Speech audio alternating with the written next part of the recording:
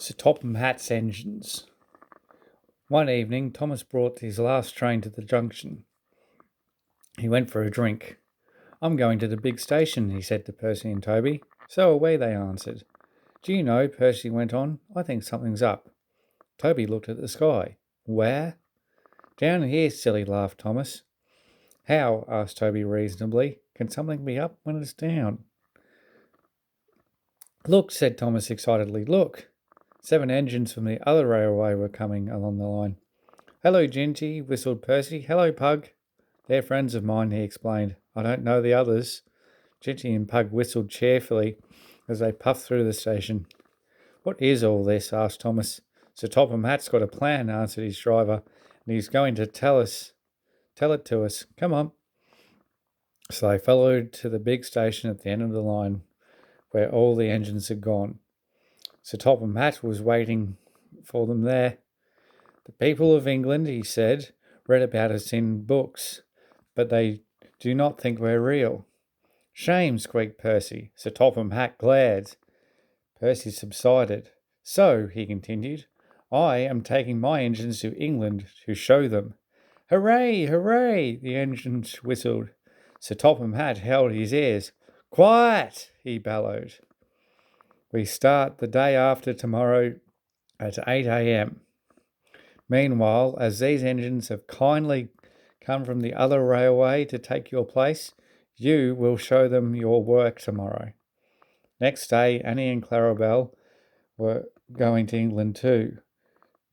As Annie and Clarabelle were going to England too, Thomas and Ginty practiced with other coaches.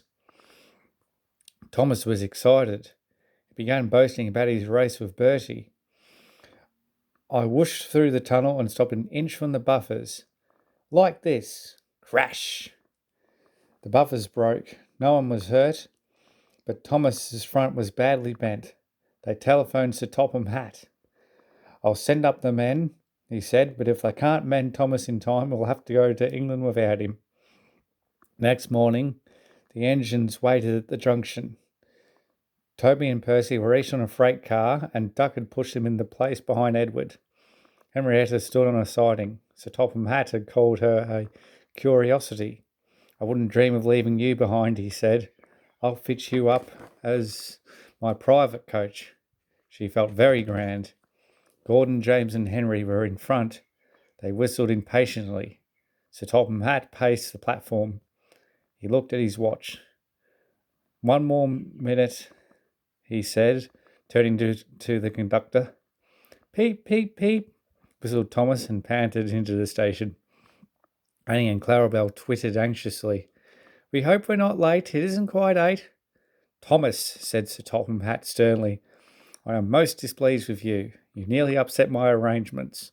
Thomas, abashed, arranged himself and the coaches behind Duck, without saying a word. Sir Topham Hatt climbed into Henrietta. The conductor blew his whistle and waved his flag. The engines whistled. "Look out, England, here we come," and the cavalcade puffed off. The engines stood side by side in a big airy shed.